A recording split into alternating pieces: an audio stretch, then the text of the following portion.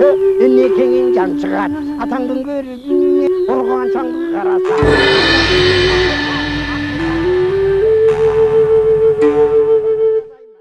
Assalamu alaikum урматтуу телекөрүүчүлөр. Кайрадан сиздердин назарыңыздарга башканы коюп Манастайт теле долбоорубуздун кезектеги чыгарылышын тартуулайбыз. Биз бүгүн байыркы замандардагы кыргыздардын тарыхы тууралуу сүйлөшөлү деп чечтик. Студиябызга экономика илимдеринин кандидаты, Кыргыз Республикасынын толук ыйгарымдуу элчиси, Кыргыз Республикасынын куралдуу күчтөрүнүн запастагы генерал-майору, коомдук ишмер Мамбет Жунус Абылов мырзаны чакырганбыз. Куш келипсиз, Мамбет Жунус мырза. Мына сиз өзүңүз экономист болуп тургандан кийин тарых боюнча изилдөөлөрдү жүргүзүп келесиз. Бул көпчүлүк учурда биздин баягы илимдеги тарыхчыларыбызга жага бербейт. Себеби баягы тарыхчы болбой туруп тарыхты изилдөөгө эмнеге киришет дегендей бир мындай сөздөрдү айтып да калышат да. Анан айтсаңыз, ушу тарых изилдөөгө сизге эмне түрткү берди? Бул сурооңузга мен мындай деп жооп берем да. Совет доорунда Москва таңуулана чекте гана биздин тарых жазылган. Ким Гумилев, Бартольд, Киселев, Радлов, Аристов, Худяков, Бичурин, Клашторный деген сыяктуу орус эбирлерден турган тарыхчылардын бүтүмдөрүн туура деп жазса, ошол бизде тарыхый даража алчу. Официалдуу түрдө баягы илимий даража алчу да? Илимий даража алчу.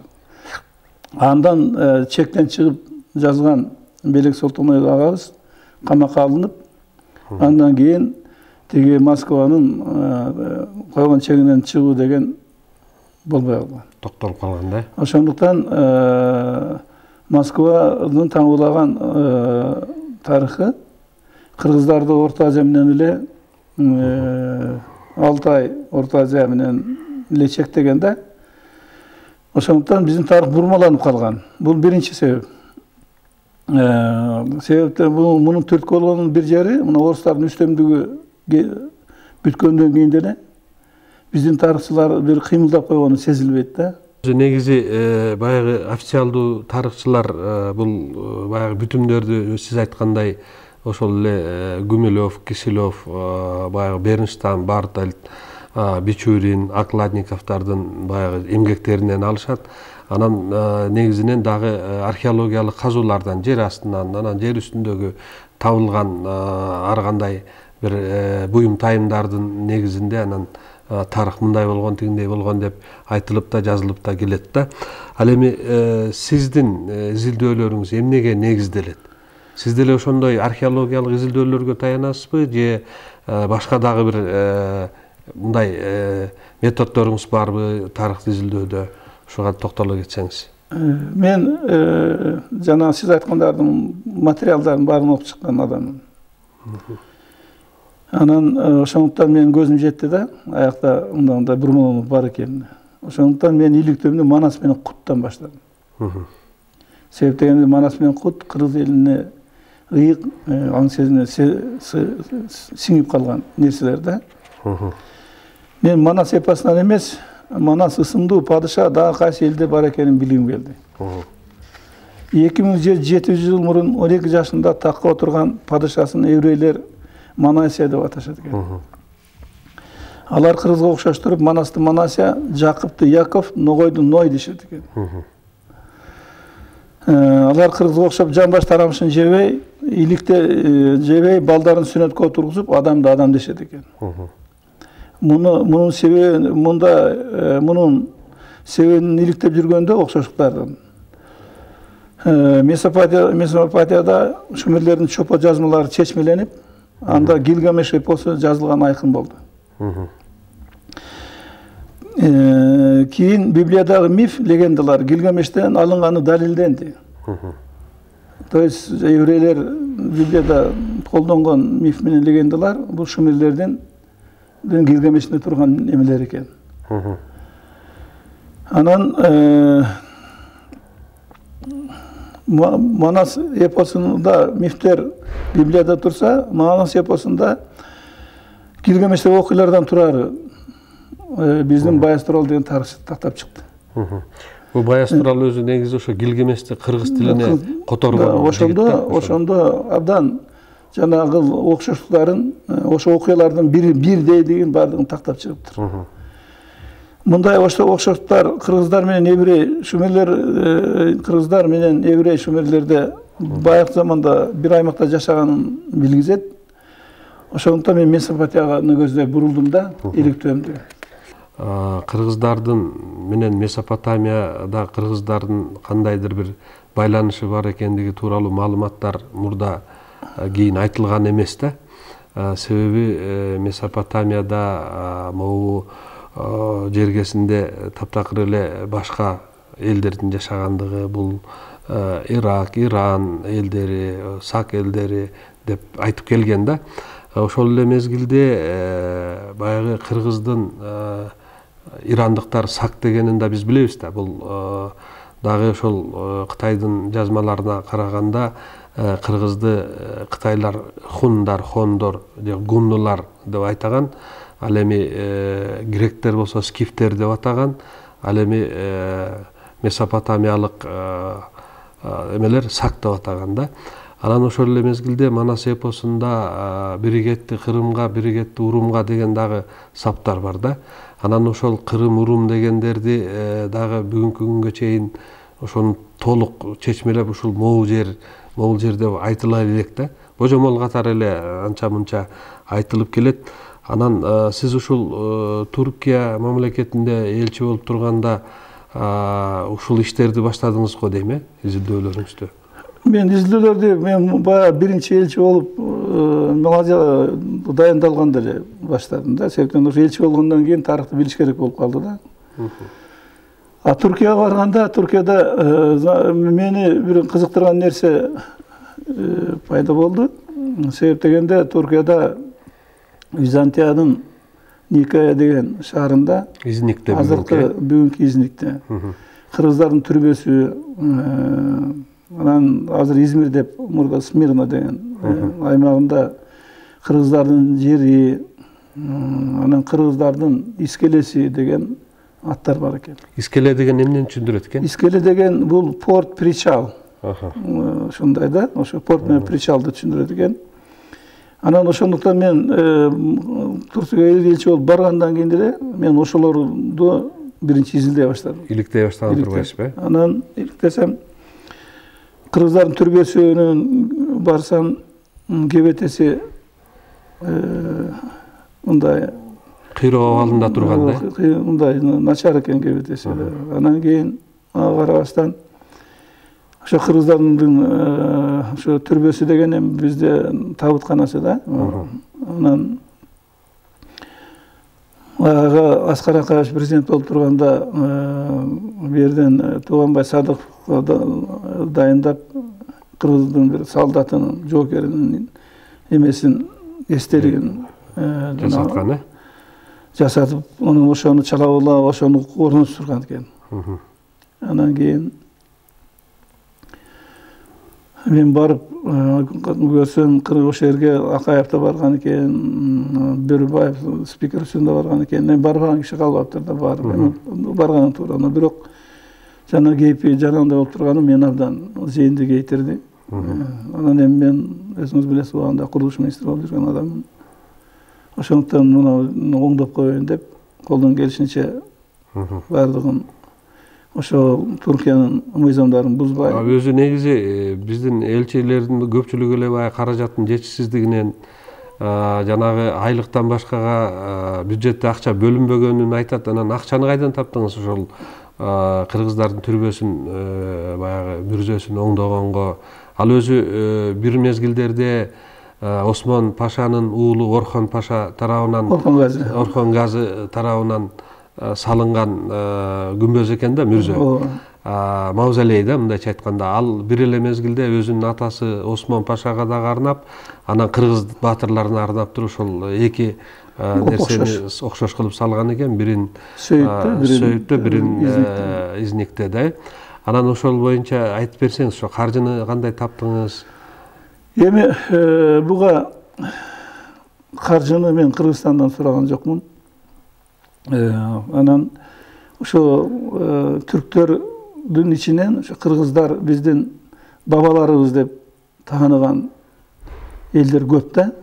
Себеп дегенде ошо биз Кыргызстандын территориясынан келген экенбиз деген адамдар көп.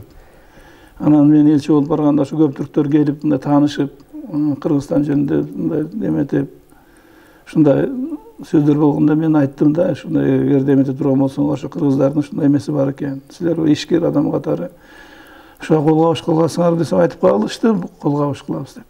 Анан кийин мен ошол Изникте эки жетекчи башкарат экен, бири беледие башканы деп коет экен, ал киши шайланып партиянын өкүлү болот экен. Ал деген парламент тарабында иштейт экен да. Экинчisi каймакам деп коет экен. Каймакам бул президент дайындаган, бул мамлекеттик эмелердин үстүндө мындай иш жүргүзгөн эме экен. Бул жана полиция, ошолордун баардыгы ошо каймакамга карайт экен да. Эки бийлик өкүлүнө карайт турбайбы? Анан ошо каймакамы бул маселе мамлекеттик жумуш болгондо каймакамдын ведениясында экен. Анан каймакам менен жолугуп, ушундай тиги ошону оңдоп коелук. Ошол жерге туристтер көп келет экен. Мына кебетеси турса уят го. Кыргыздар бир күнбөзү турса ошону оңдогонго жараган жок дегендей сөз болуп калбасын. Анан мында спонсор деле табылып атат. Десем абдан жакшы киши экен. Ал шарт эле тиги бул исторический памятниктен болгондуктан буга бир кишинин колу тийүү акысы жок экен. Муну ошончо өзүнчө бир комиссия бар экен. Ошо комиссияда гана чечим кабыл экен. Ошо жерде гана жана эгерде кирпичин оңдосо, ошо жерден чечим кабыл алынып, ошо жер кандай кирпич туруш керегине ошо жактан чечилет экен. То есть бул атайын бир өкмөттүк кеңеш чечет турбайбы? Кеңеш. Анан кийин ал айтып калды, мен ошо комиссияны бүтүрөйүн. Бул абдан көпкө созулуп турган нерсе. Деден комиссия бир 6 айча комиссия ошонун артынан отурду. 6 айдын ичинде жана Стамбулдагы мемар факультети деп коет экен, ошонун архитектура. Ошонун студенттерине эметип, жүктөгөн экен. Анан ошолордун баардыгын эметип, баардыгын баягы мурунку калыбында эметип утверждетип, каймакамдын колуна берди. Каймакам мени чакырды. Анан мен баягы жардам берейин деген адам менен каймакамды жолугуштуруп койдум. Ошо менен бул маселе чечилди да, сиз сурап аткан маселе. Кыргызстандан жолсо элчиликтен бир тыйын корогон жок. Анан кийин каржысын жанагы бизнесмендер төлөп, түрк тарап төлөдү да. Жасаганын ошол архитектура факультетинин студенттери, мугалимдери. Анан ошол алардын иштерин тигилер төлөп берди да, ошо түрк тарап төлөп берди. Өзү негизи биз баягы чет жерлердеги баягы имараттарды, кыргыз тарыхына байланышкан эстеликтерди көбүнчө эле ошол мамлекет өзү эле жасап койгондой сезебиз да. Бул боюнча дагы 2010 жылы баягы апрель революциясынан кийин ошол кездеги премьер-министр болуп турган Алмазбек Атамбаев барып ачып келген. Анан ошондо президенттин басма сөз кызматынын балдары тартып келген экен. Ошол эстеликтин, анан мавзолейдин абалы өтө сонун болуп турганын көргөнбүз да. Анан көрсө ошол жерлерде сиздин эмгегиңиз чоң турбайбы? Баягы көбүнчө эстелик курганда ал артындагы мавзолейди эле каралбай эле баягы эстеликти алып барып эле жанына орнотуп коюп эле ачабыз деген попытка болгон экен. Бул 2004 жылы Аскар Акаевич баягы эстеликти алып барып койгондон кийин барып ачам деп, бирок учуп барып Стамбулда баягы аба ырайы болбогондуктан самолет кона албай кайра учуп келип, анан Кыргызстанда дагы аба ырайы начар болгондуктан Алматага конгон экен да. Кийин 2005 жылы март айында революция болуп кетип, ошо боюнча ал киши ачпай калган. Кийин Бакиев дагы 1-2 жолу аракет кылып ачам деп, ошо боюнча ача албай калган да. Анан 2010 жылы бул эстеликти ачуу ошол кездеги премьер-министр болуп турган, кийин президент болгон Алмаз Атамбаевдин бактысына туура келген экен. Бирок негизи эмгек баягы ошол имаратты, мавзолейдин имаратын калыбына келтирүү сиздин бактыңызга туура келген экен. Элчиликте иштеп турганыңызда Бул боюнча сизге терең ыраазычылык билдиребиз жалпы кыргыз элинин атынан. Себеби алыстагы ал мавзолейдин кандай болуп курулуп калгандыгы тууралуу дагы айтып берсеңиз жакшы болот эле. Эми ал мавзолейдин курулуп калганында түрктөрдүн өзүндө мындай так маалымат жок экен. Анан да мен тарыхты мындай тандап жүргөн киши катары мен ушуга катуу бет бурдум да. Анан ошол Византия аймагына кыргыздар кантип барып калган деген маселе көтөрүлдү да. Анан ошондо биринчи бул азыр түрктөр деп айткан өгүздөрдүн уругунан Кайы деген уругунан ошо Ысык көлдө жашаган экен.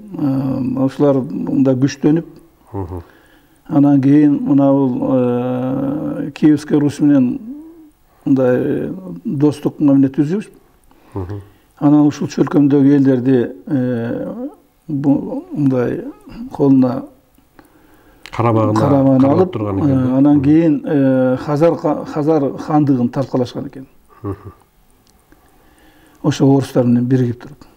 Анан Хазар хандыгын талкалашып, ошол жерде ошол тарапта Торки деген шаар бар. Бул 11-кылымда биздин дöwрдүн.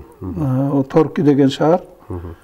Ошол түрктөр курган экен. Ал ошол аякта ошондо алышып жүргөндө ошол эле өгүздөрдөн экинчи бул Кынык деген уругунан селжуктар күчтөнүп, анан кыпчактар менен кичине бириге калганбы, ошо тиги эмени Кайыны баягы күчтөнүп калган өгүздөрүн сүрүп чыгышат экен. Сүрүп чыкканда баягы Хазарды басканда алар Каспийден ары өтүп кеткен да. Анан сүргөндө анан нары эле тиги эмеге Анадолуга өтүп кетиптир тиги. Эме ошол потокто кыргыздар биринчи потокто да кеткен экен. Бунда исторический фактылар бар менде. Кайсы урудан кеткендер да бар. Экинчи потогу селжуктар аякта жана тигилерди сүргөндөн кийин булар биякты көздөй болуп, бүйүктү көздөй болуп Карасанды басып алыптыр. Карасанды басып алып, анан Карасанды басып алганда арды жалаң перстер жашаган эл болгон экен. Анан ошондо булар туркомандар деп туруп, анан түркмен дегендер эл ошондон пайда болуптур. Анан селжуктар күчтөнгөндөн кийин анан тиги эмеге Византия аймагына өткөндө кыргыздардын армиясы кошо өтүптүр. Эмелеринен, селжуктар менен. Бул менде китепте бар. Кыргыздар кошо кеткени. Бул экинчи поток менен кеткен экен да. Анан кийин анан монголдор келип алыптыр, селжуктарды Анатолиядан сүрүп чыгып атпайбы? Сүрүп чыкканда монголдор менен барган кыргыздар болгон экен. Анан селжуктар тиги кичине монголдордон кийин алы кетип калгандан кийин мурун барган Кайылар, Кайынын ичинен Эртурул газынын баласы Осмон жана Сөйүттө жашашкан экен. Ошол жерде Сөйүт деген бийликтин башында ошо турган экен. Анан ошондо ой келет экен да, бул селжуктар бийликти кармабай калды. Монголдор басып алып кайтып кетип калышты. Ошондуктан биз эмебиз кыймылдайлык деп анан Бурсаны басат экен. Анан Бурсаны басып, ошо Бурсаны борбор болуп туруп Султан Осмон султанатын түзөт да. Селжуктар учурунда Урумский султанат Селжуков деп айтылган экен. Анан ошо Осмон султанатын түзгөндөн кийин баягы бул жана Анадолу Тоо тарабын баары ошо секинсенин кошула баштайт. Булар мусулманчылыкты кабыл эмете баштайт. Анан кийин ошондо тиги Осмондун эмеси Орхон Газы Ижникти басат экен. Ижникти басып, борборун Бурсадан Изникке которот экен. Ошо Изникке которгондо ошондо кыргыздар чоң роль ойногон экен. Себеби булар тарыхый маалыматтарга караганда көпкө чейин ошо Никеяны ала алышпай, анан такыр эме болгон экен. Анан Никея негизинен византтардын бул маданий борбору болгон экен, диний маданий борбору болгон экен. Ошол себептен дагы көпкө чейин ала албай койгон. Анан кыргыздар бир 2000 ат менен барышып, анан баягы алтын күмүш тыйындардан алып, мындайча айтканда материалдык дагы, моралдык дагы, анан аскерий дагы жагынан жардам берген экен да. Анан ошол Никеяны алууда бир 500гө жакын кыргыздар ошол жерде шейит кеткен экен да. Анан ошого арнап туруп, анан Орхон газы жана кыргыздардын түрбөсү деп койгон. Эми ошол жана ошо түрбө, кыргыздардын түрбөсү деп аталган түрбөдө жана Жамас деген үй бүлө коюлган экен ошол жерге. Bir жеринде Жамас деп жүрөт, bir жеринде Жамаш деп жүрөт.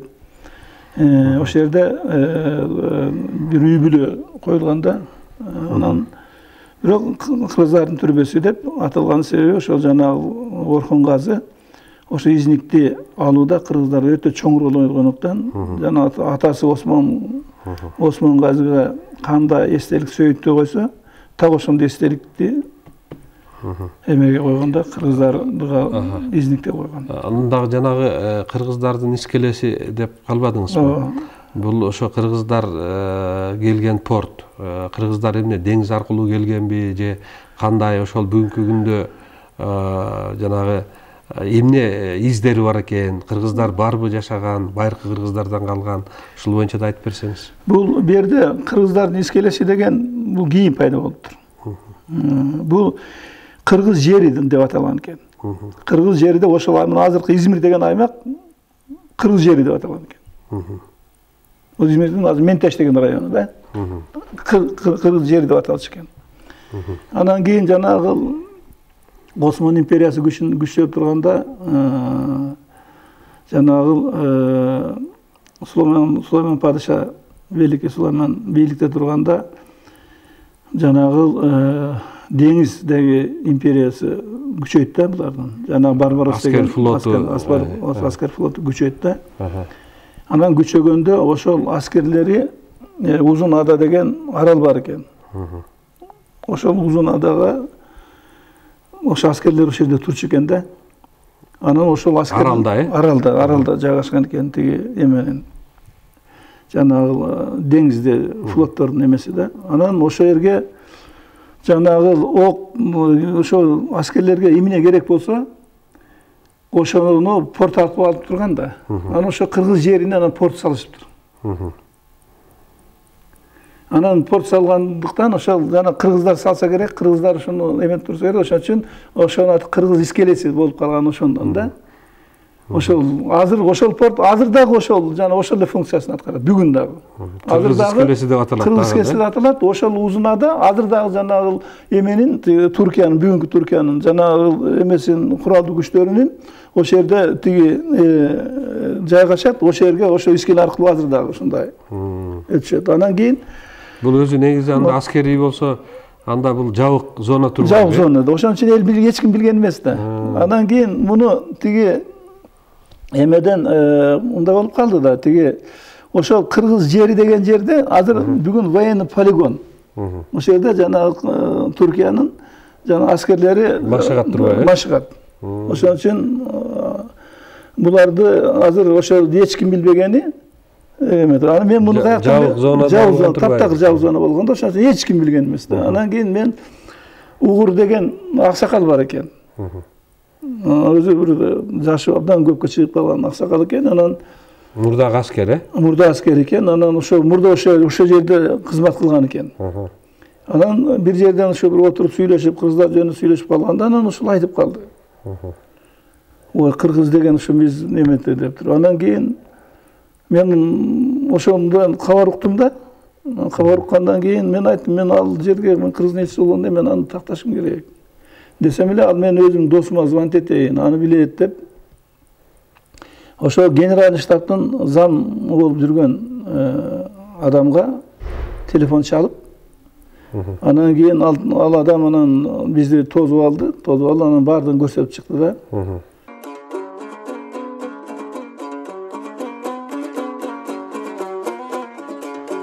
Ben burada Harp Okulu komutanlığı yaptım 1981'den 85'e kadar.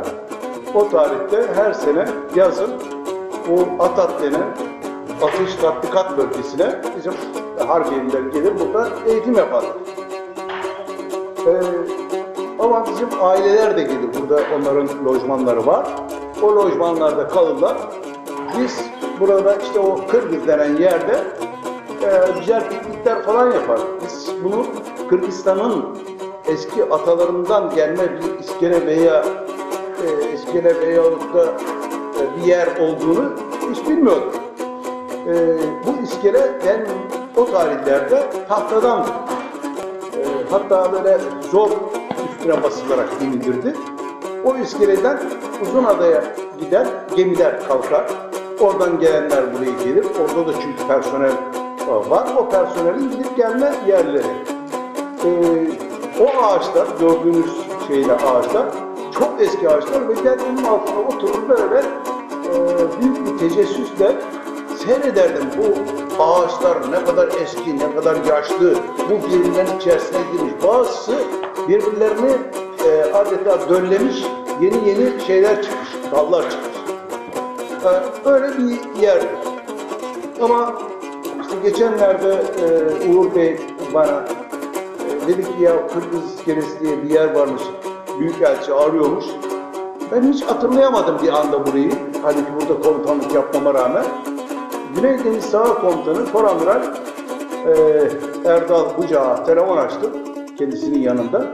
Dedi ya bu Kırgız iskelesi diye bir şey varmış dedi. Bana ne soruyorsun paşam, sen bilirsin dedi. O dedi Menteş'in içerisinde dedi. Menteş'te Atatürk içerisinde dedi. Hemen hatırladım tabii. Geldik gördük. Ben de zannediyorum ki buranın çok eski bir tarihi var. Gerçekten çok eski bir tarihi var. Çünkü bu Kırgız lafını silmemişiz. Her yere oklar koymuşuz. Kırgız'a gider, Kırgız iskelesi. Ama modernize edilmiş iskele şimdi gördüğünüz gibi. Beton hale getirilmiş. Çünkü gemiler büyüdü, teknoloji arttı. Eskiden küçük kayıklarla falan gidiyoruz. Şimdi koca gemiler gelip gidiyor. Emniyetli insanlar binip insin diye bu hale getirilmiş. Ama orada bir Kırgız iskelesi var. Bunun tarihçesi vardır. Ben hatırlıyorum ağacın birine asılmıştı. Top da vardı bizim bir tane eski top. Onda da öyle bir ağaç vardır. Asılıdır orada. Ama bunu göremedik. Şimdi rica ettik başçavuşuma. O Atatürk Komutanı vasıtasıyla harp okulundan belki bunu bulacak bize. Bunun kökünü. Ve o kökten size bana gelirse ben Uğur Bey kanalında size ulaştırırım.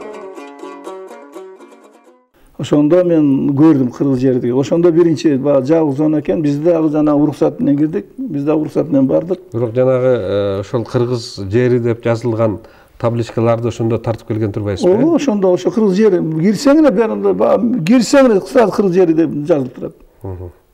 Анан каягына бурулат, бүт бардын бурулгандарын көрсөтөт, кантип бара тургандарын. Анан барып туруп деңизге чыгасың. Деңизге чыксаң кыргыз искелеси деп турат. Ошондо кайсы деңиз ал?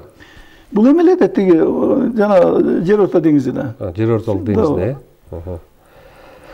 Жакшы экен. Негизи бул дагы ошол биздин байыркы мезгилдерде ата бабаларыбыздын изи анан бир мезгилде ошол кыргыздын бир бутагы ошол жака барып түрк туугандарга жардам берип, анан ошол жакта отурукташып калып, кийин жанагындай кыргыз жери деп аталып калгандыгы бүгүнкү күндө элибизге бул деле чоң маалымат алып келип атат. Кыргыздын байыркы бир мезгилдерде алыскы ошол Анадолуда дагы кыргыздын изи бар экендигинин күбөсү болуп атат да.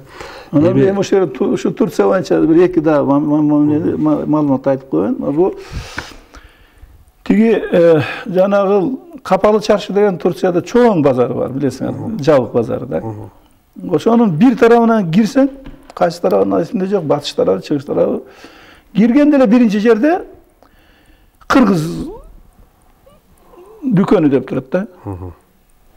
Анан кийин муну да эметтим да, бул каяктан кыргыз дүкөнү. Бул бүгүнкү күндө. Бүгүнкү күндө ошо элчи болуп жүргөндө да. Анан кимдир кыргыздар ачып алам деп ойлодум, бияктан балдарым, жаш балдар азыр ишке аралашып кетпейт. Ошондо азамат менен таанышып коеюнчу элчи катары деп барсам, булар эч кандай кыргызга тиеши жок. Булар Дагестандар экен.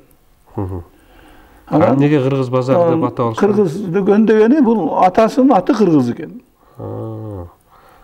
Дагестандык адамдын атасын.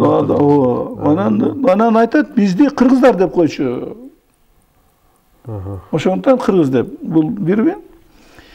Анан бир жерде дагы кабар келди, ушу бир айылда жалаң кыргыздар жашайт. Деп. Ага барсам. Бул жана Вандагы кыргыздарбы? Жок, алар белгилүү, алар кийин баргандар да. Бул Сайдордон кийинки. Бул деген бул байыркы окуялар болот. Анан аяка бардым.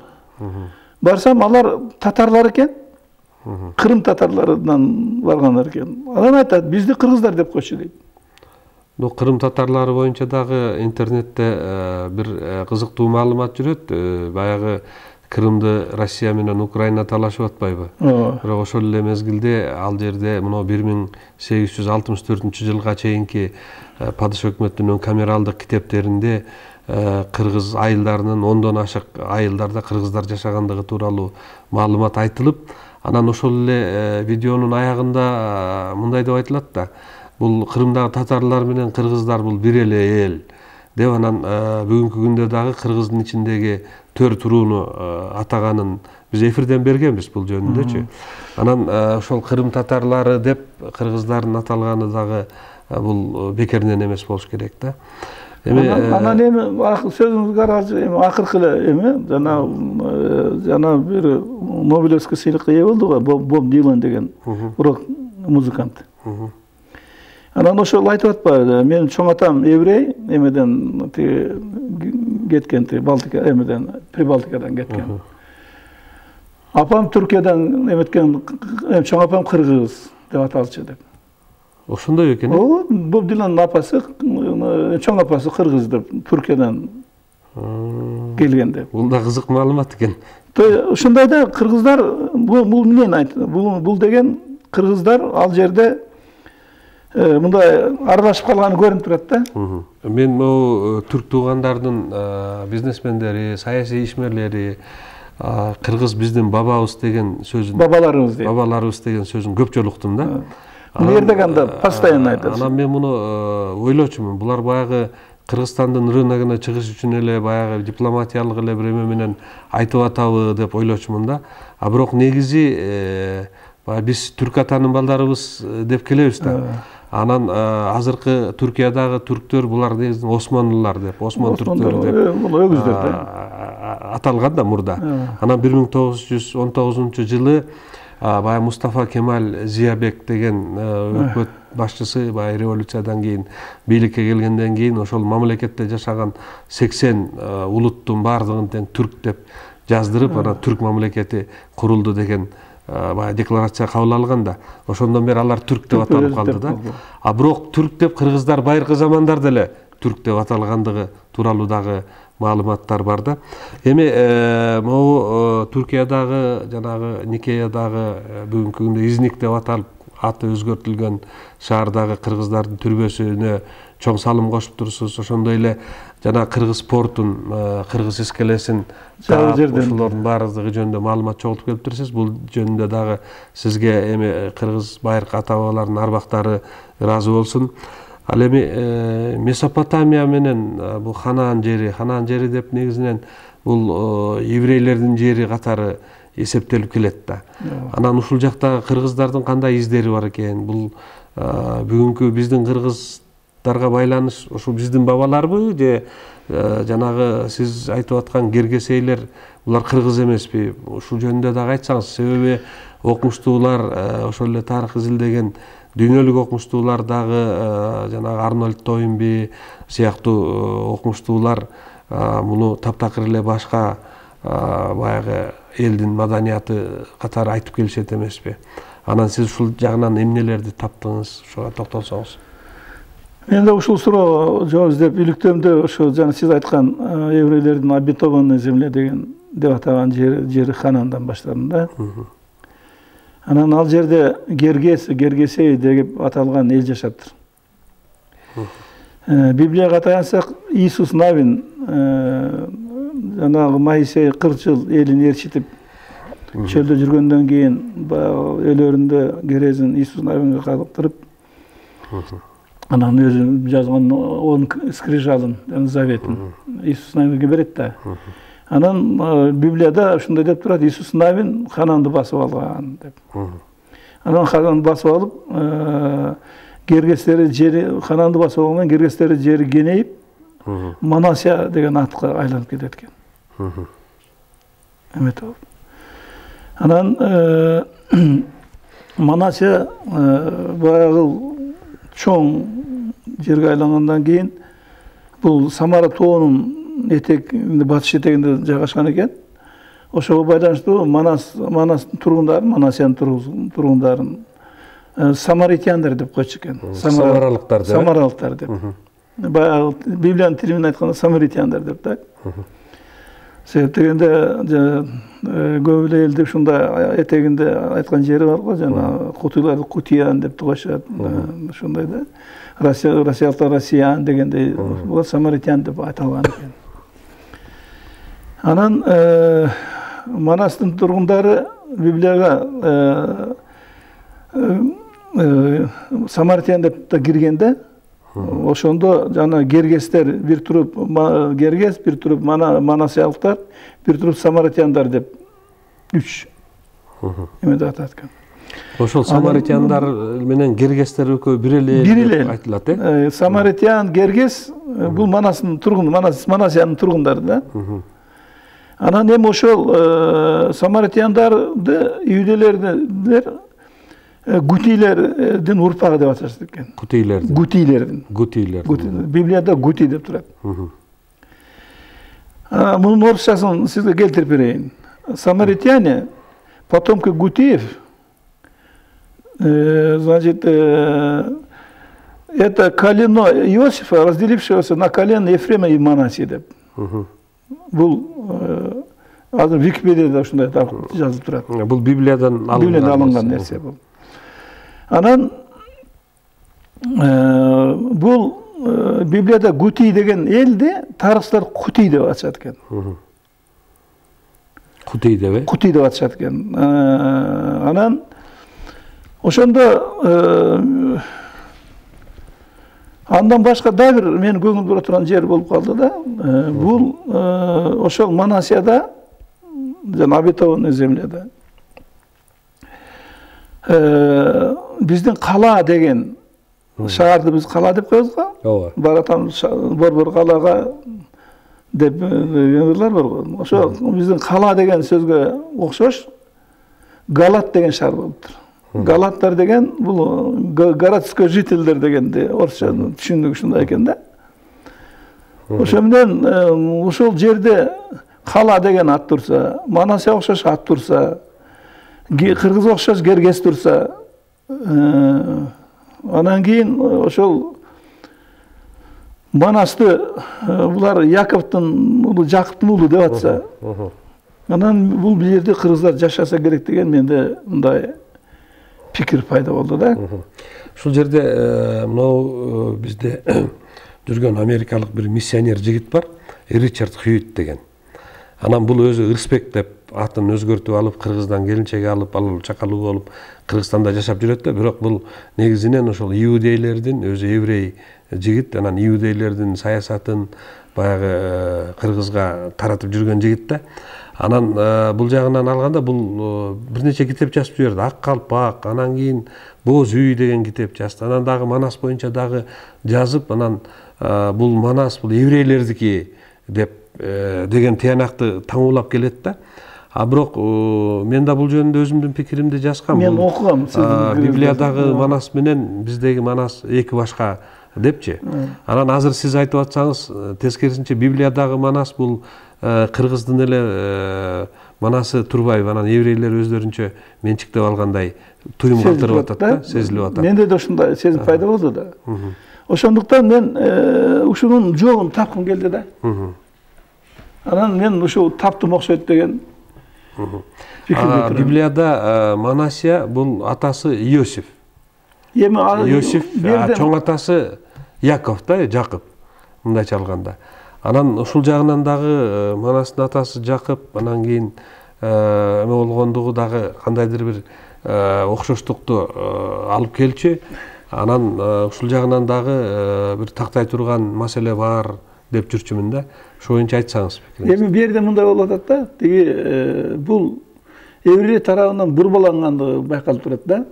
Ушул жанагы биз Жакыптын уулу Манас дегенди булар болсо ошо жанагы Иосифтин уулу кылып анан апарып, анан тиги Жакыптын өтүнүчү менен небереси менин балам болсун дегендей кылып жазып атышат да. Анан бизге окшоп Манасты Жакыптын уулу кылып атат. Бирок Иосифке ийилип коюп атат да. Кыргыздын ошо Ричардтын китебинде жүрөт да.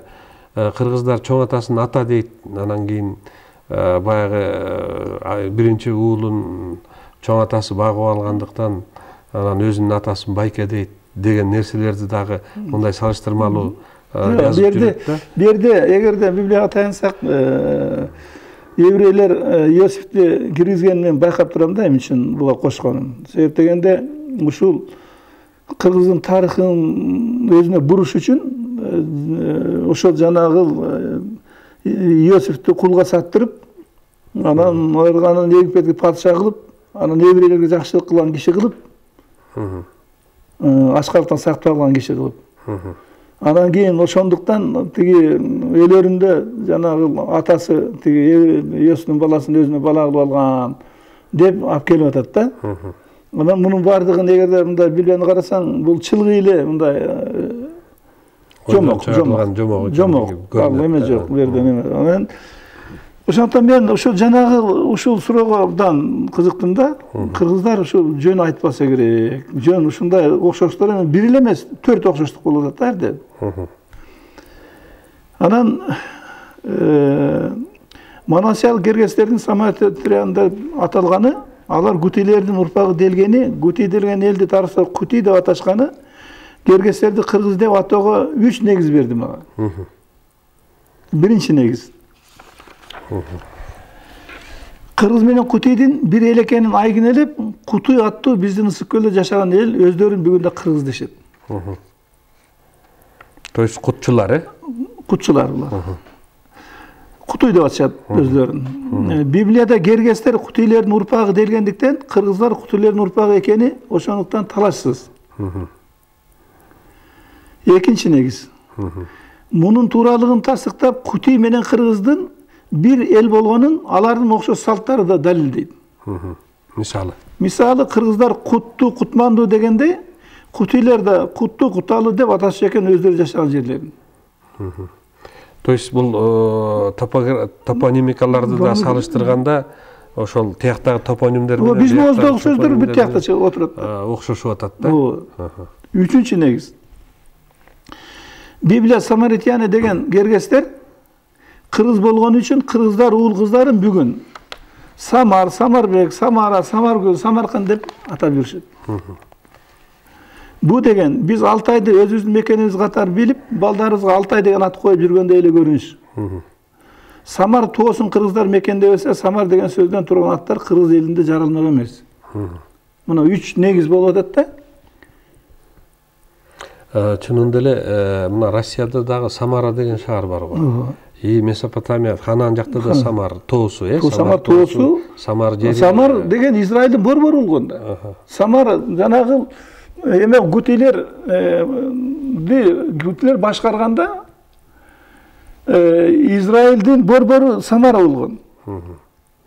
Ошон үчүн жанагы айтып атпайбы, жанагы Самаритяне потомки Гутиев, колено Иосифа разделившись на Манас и Ефрем деп. Түшүнөсүңбү? Ошо то есть биз жана Манас башкарып турганда Самара борборунда отурганда анан өзү негизи ошол Жакыптын жанагы 12 коленасына балдарына ошол жерлердин баарын бөлүп бергенде дагы бул карталарда көрсөтүлөт, ошо Манасияга орчундуу бөлүгү, чоң бөлүгү, эң чоң бөлүгү Манасия дейт. Анан бул эми сөзүн караңызчы да. Бу жерде дагы кызык нерсе болуп атат да. Жанагы еврейлер өзлөрүнүн 12 колено бутакта 12 бутакка берип атпайбы да, биз 12ден турабыз деп. Иосиф анда жок да. 12 бутакка кирген эмес. Ооба. Анан кийин кирбеген адамды жанагы биздин Яксын баласы деп атпайбы. А 12 бутакта Манасия туруп атпайбы? 12. 12 бут. Анан булар жанагы затерянный жоголгон дагы бир бутагы жөнүндө. Ал ошол жанагы ошо Манасияны издеп жүрүшөт. Ошону жоголгон бутагы деп, ошо Манасиянын тукумдары каяка кеткен деп жана сиз айтып аткан Рысбек деген эме, ал ошол жака келип, берди эле эмес, Индияга да барып жүрөт ал бала.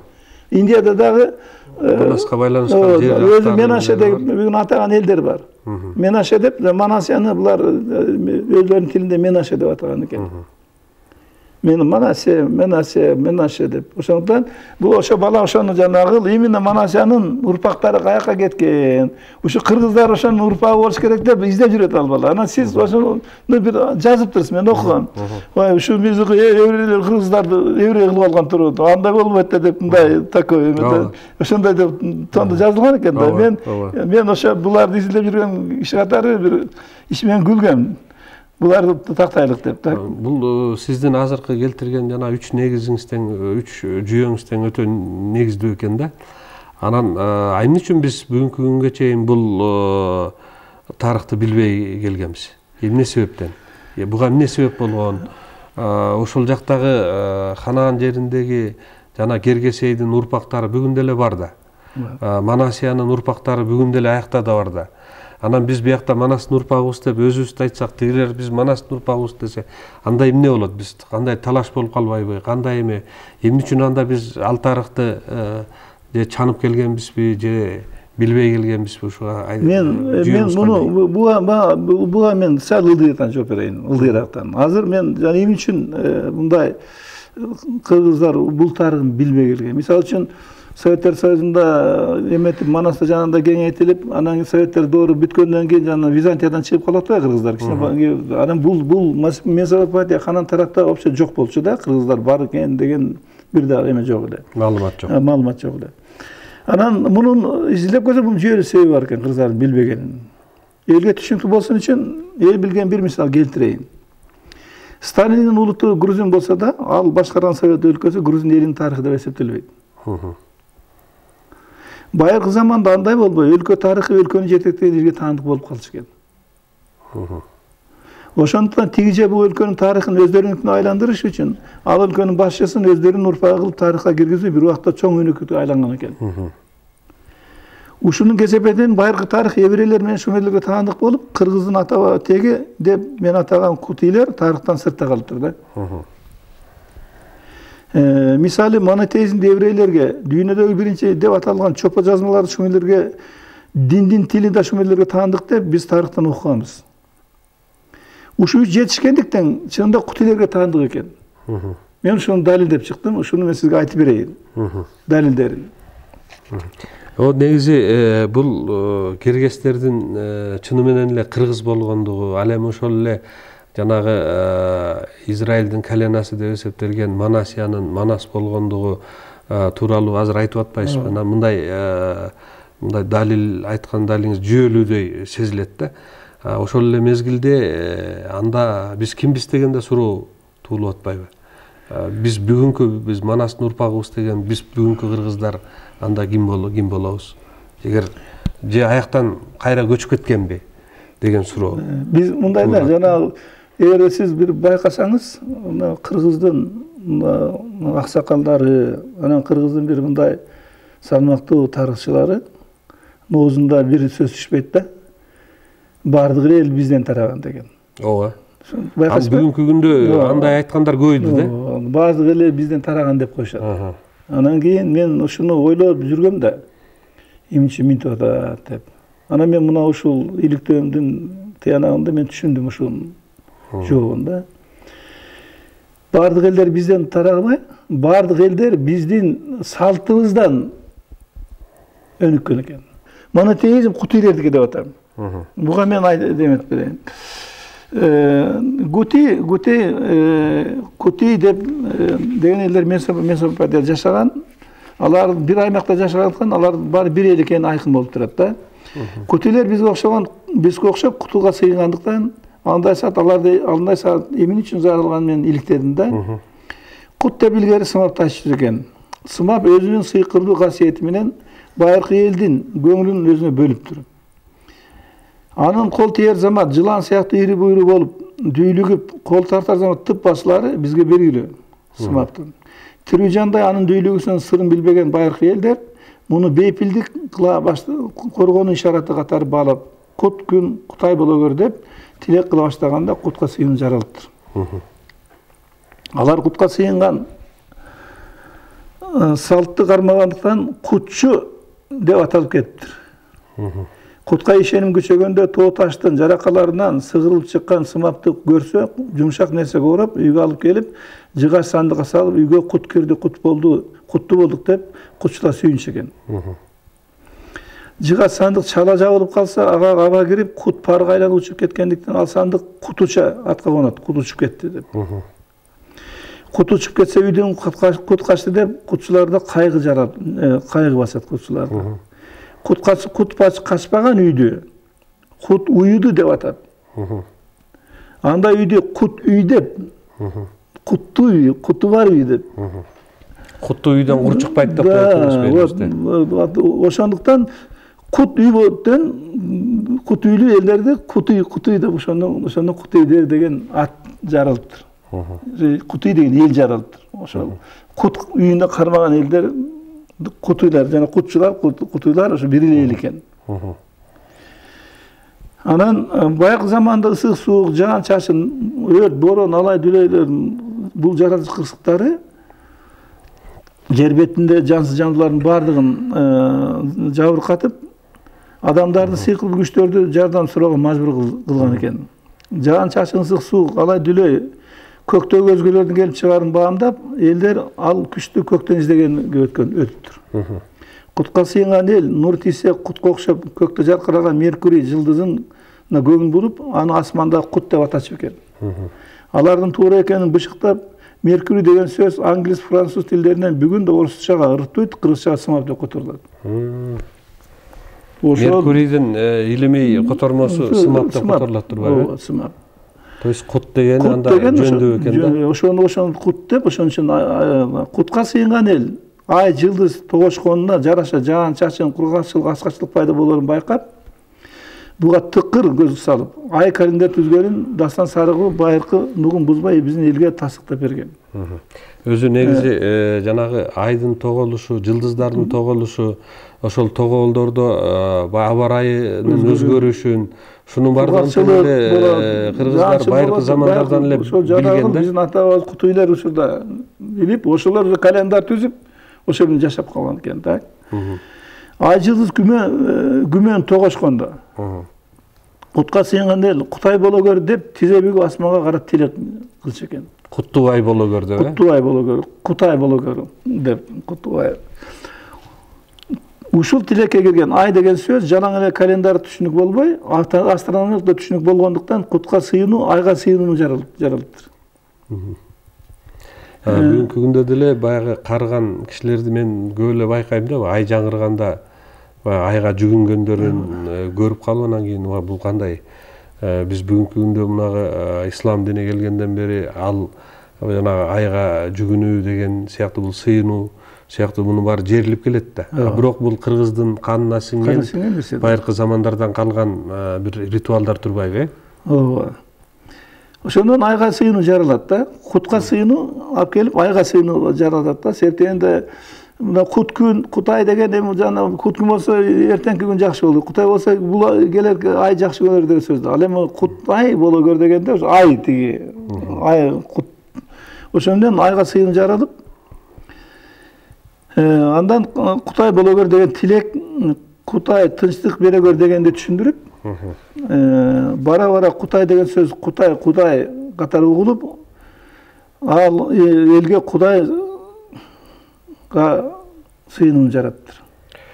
Демек биз Кудайга сыйынууну алып келген. Биз бүгүнкү күндө жанагы Кудай деген сөз бул ирандыктардын, фарстардын ошол Кудай деп айткан бул ошолордон кирген деп жүрөбүз да. Жок, бул жаңы. Бирок чынында эле бул кыргыздын сөзү турбайбы? Кыргыздын нукура сөзү болот болгондо да. Мен азыр Иранга кантип киргенин түшүндүрүп берейин муну. Анан Кудайга сыйынуу жаралат.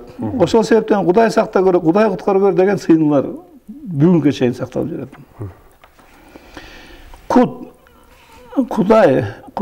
Кудай жер бетіндегі жансыздардың баарынан бийик тургандан орустар аны Всевышний деп коет. Кутка сыйынган эл аны каймана көктөгө көрөгөч деп айтып коет да. Жана Кудайды айтпай көктөгө көрөш, сактай көр, көктөгө көрөш, этият бол деген сөздөр айтылат го. Кут деген сөздөн Кудай кут деген сөздөн жаралгандыктан англичандар аны өз тилине ылайыктап бүгүн да год дейт, кутту год дейт. Кудайды год дешет, немистер Кудайды год дешет, перстер худо дешет. Ооба. Кудайга жакындыгын белгилеп, еврейлер да өздөрүн Ехуд, Яхудилер дейт. Да, Ехуд бул деген избранный Богом народ деген түшүндүрөт. Яхуди деген. Да. Кутка сыйынган эл деп турбайбы? Бул да бардыгын ушу кутуйлерден баштап алганда, анан кийин баранын тигилерге эме. Мен ошону түшүндүрүп бергим келет да сизге да. Эми семиттердин урпагы делген арабтар кутка сыйган кутуйлердин таасири менен иудаизм, христианство, ислам жаралган ыйык Иерусалимди бүгүн да Ал-Кут дешет. Өздөрүнүн Кудайын алар байыркы заманда Ал-Кудус деп аташкан экен. Кудус деп, Да. Биз көктөгө көрөгөч орустар Всевышний дегенде арабтар бүгүн Ал деген сөзүн улап, Кудайды каймана Аллах деп айтып калышкан. Муну мен баарын тактап чыктым. Кудай деген түшүнүк кут деген сөздөн жаралгандыктан Библияны вначале было слово, слово было у Бога, слово было Бог деп бышыктап турат. Ушуну жазган еврейлер өздөрү кайсы словодон Кудай жаралганын айта албайт. Мына биз айта алабыз. Себептен куттан год, значит худо, ихуд, кудус деген Кудай деп айтылып атат да. Бардыгы ошон үчүн бул кут Кудайды жаратып, Кудай деген түшүнүк, Бог деген түшүнүктү жаратып, ошо Богду ар бир элдер ошо кутка окшоп айтып калганда.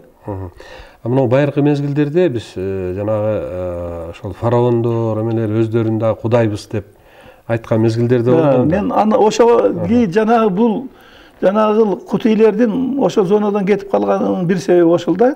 Мен ага келем, Кудай берсе, буну түшүндүрүп жетейин да.